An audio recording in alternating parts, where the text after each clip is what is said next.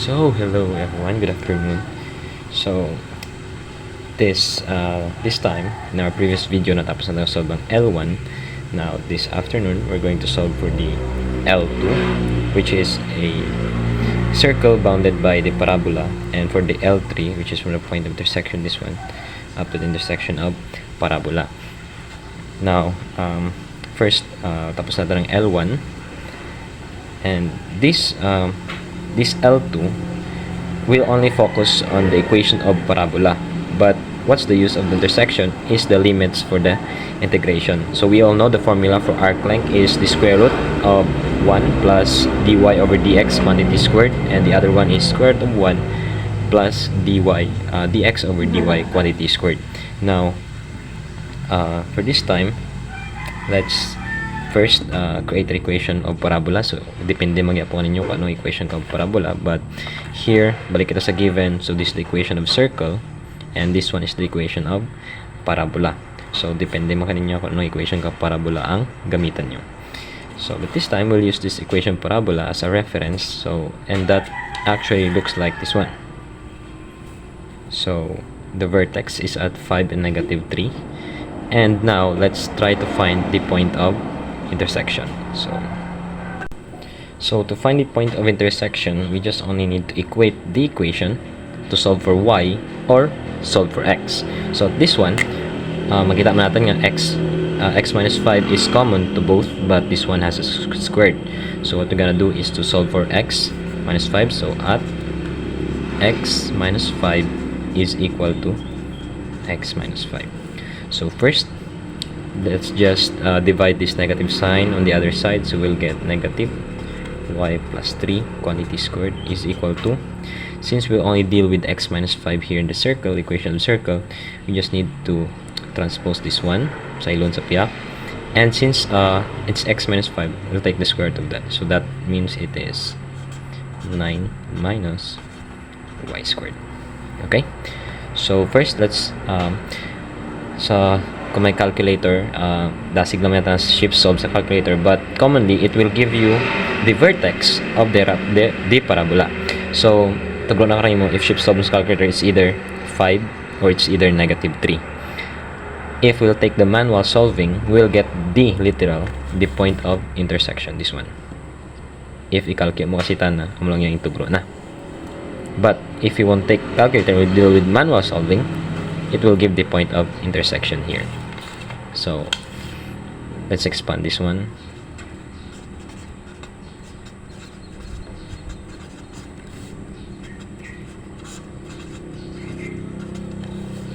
And squared both sides, or distribute first. So this is y squared minus 6y minus 9 is equal to,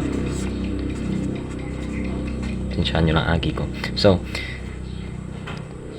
to eliminate this radical sign, we have to square both sides. So that means we're going to have a quartic equation. So to solve for this one, we have a shortcut. Just simply square the first term, that is y raised to 4. Square the second term, 36y squared. Square the last term. Okay, and just follow the formula for perfect square trinomial, which is multiply the first term and the second term. Oh, sorry, we have negative here. Multiply the first term and the second term, then multiply to the exponent. So that means we'll have y squared times 6y is 6y cubed times 2, that is 12y cubed, plus this will be positive first term and the last term, that means that is 9y squared times 2, that is 18y squared, and then multiply the last term and the second term, will get 54y times 2, that is 108, which is equal to, square mo dyan, makancel ang square root, will get 9 minus y squared. I'll transpose na lang tanan sa piyak. This one will become negative, this one will become positive.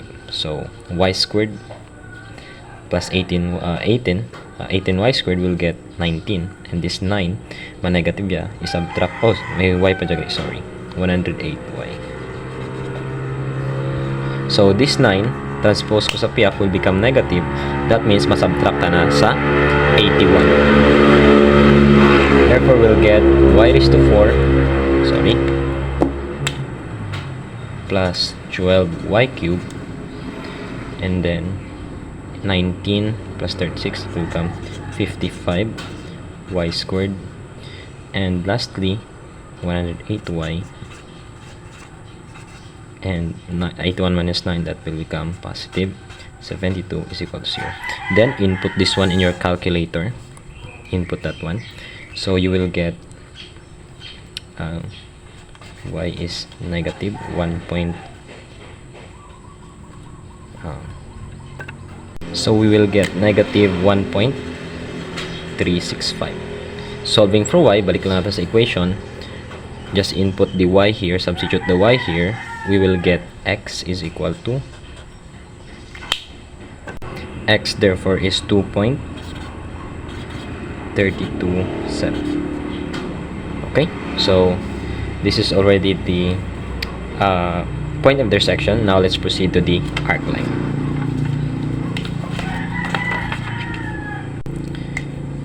So for arc length,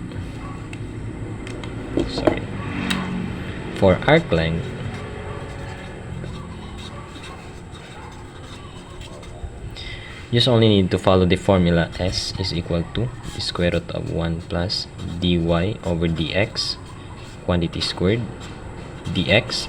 If kung anong denominator mo, it should be the multiplier here.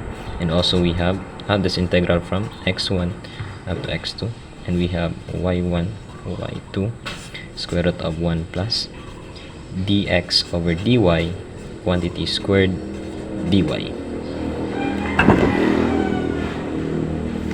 Did you get it? Okay, so next balik kita sa atin nga equation kang parabola, which is y plus 3 quantity squared is equal to negative x minus 5.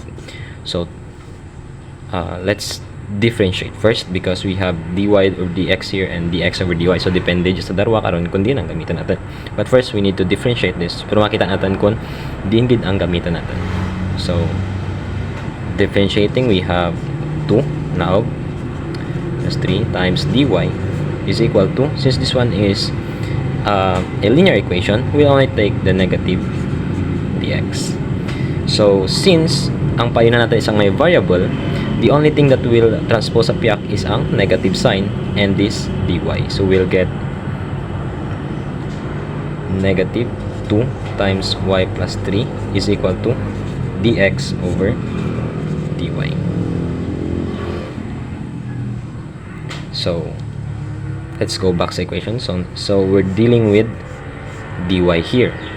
So what we're gonna do is substitute sa equation. So s therefore it's integral of, since we're dealing with dy, the limit should be also in terms of y. So going back sa drawing, this point of intersection is 2.327 and negative 1.365.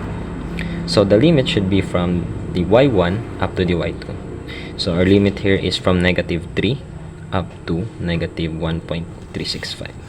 So that is negative 3 up to negative 1.365. Following the formula, the square root of 1 plus negative 2 times y plus 3 quantity squared dy. Input in calculator, we will get, now your arc length therefore is 3.27 units. So that's all for the arc length. Now next video we will solve for the centroids.